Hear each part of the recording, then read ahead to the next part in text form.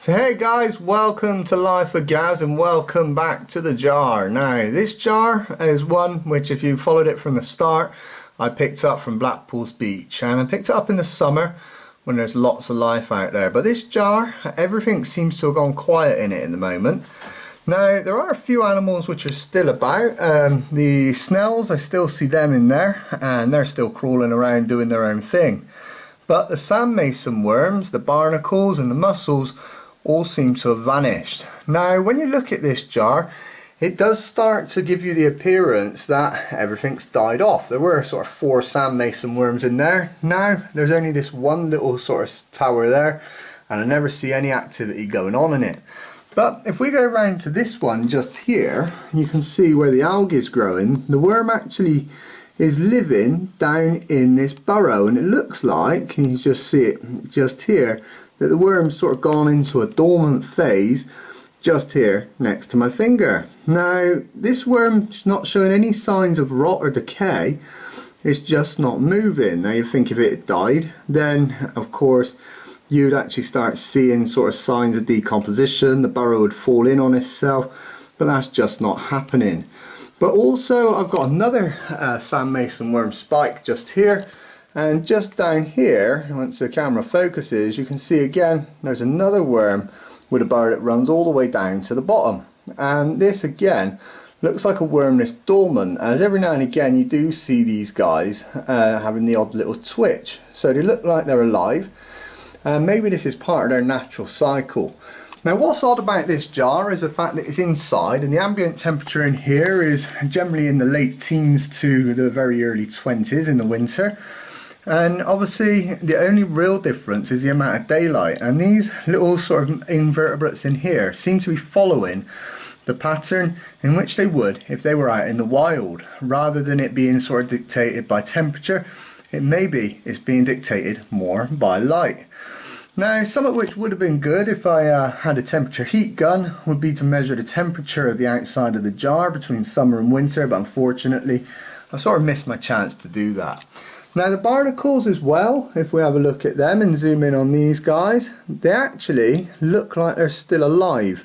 And why I say that is because they've got the caps on them just there, which is actually holding the barnacle in, but they seem to have gone asleep as well. Now like I said, the animals that don't look like they've gone asleep are the snails, and there's one of them just sitting up on the shell just here.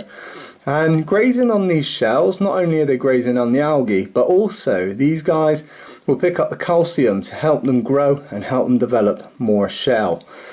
Now this tank obviously has got the microinvertebrates as well, so I'm going to just zoom in on the glass because I can't see them until I actually sort of put this onto my laptop. So if there are any microorganisms, I'll see if I can show you some of them.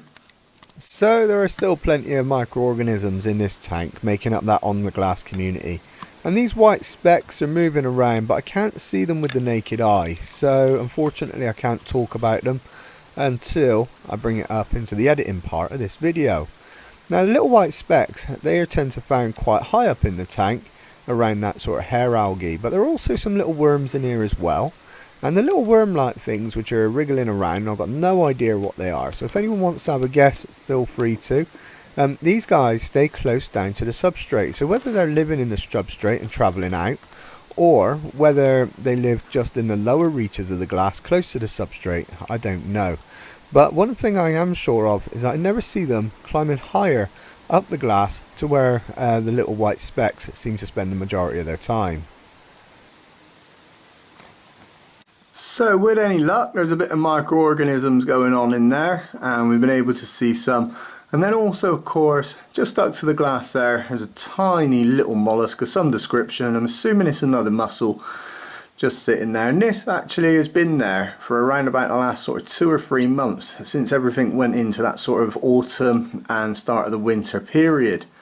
So anyway guys, I hope you've enjoyed this update on the jar. When everything wakes up, if everything wakes up, what I'll do is I'll do another update. If nothing wakes up, I'll probably do an update to say that the jar was a failure at whatever month it failed at. But hope you guys have liked it, and next time something interesting happens, I'll put another video up. Now on my channel I try to upload new content as often as I can, about once a week, and with the odd additional video as well. So if you like this video, make sure you hit the subscribe button. Check out my playlist for the jar itself, and if you're into fishing, I'll put up a fishing playlist as well.